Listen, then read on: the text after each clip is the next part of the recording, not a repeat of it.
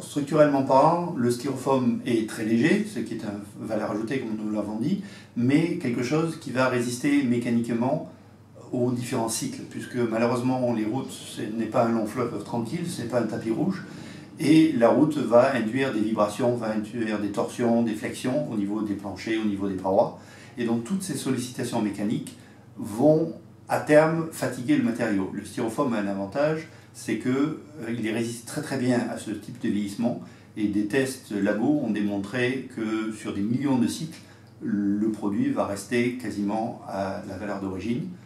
Et ce qui prouve cette chose, c'est qu'il est aussi utilisé pour des gros véhicules de transport frigorifique.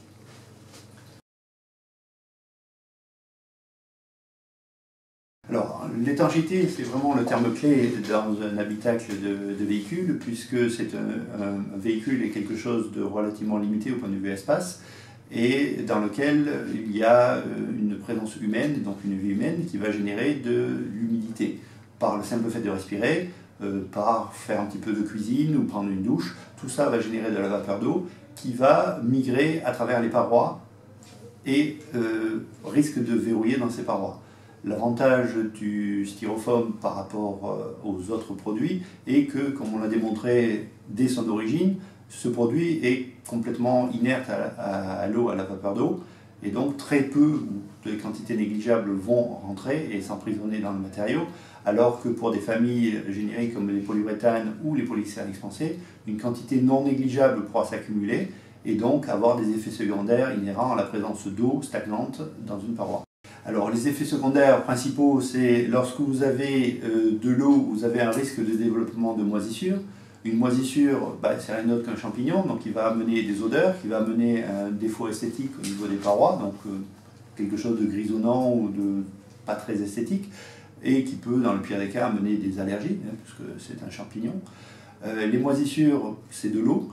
De l'eau, c'est beaucoup plus lourd que tous les produits légers dont on a parlé, et le poids est quand même quelque chose de très très important lorsque l'on veut amener ça sur un véhicule roulant.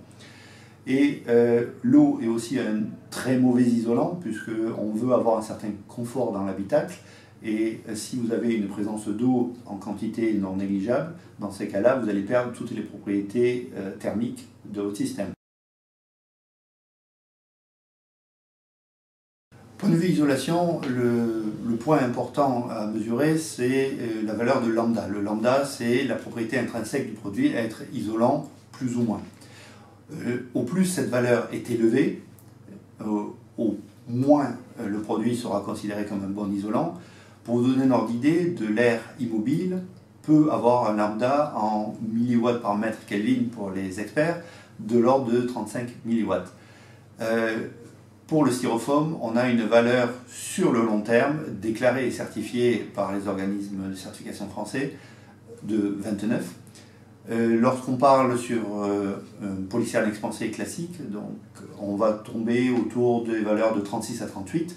Donc c'est une différence très significative qui va se ressentir sur le confort ressenti sur des parois, donc sur le confort par rapport au chaud ou par rapport au froid, suivant l'utilisation du véhicule.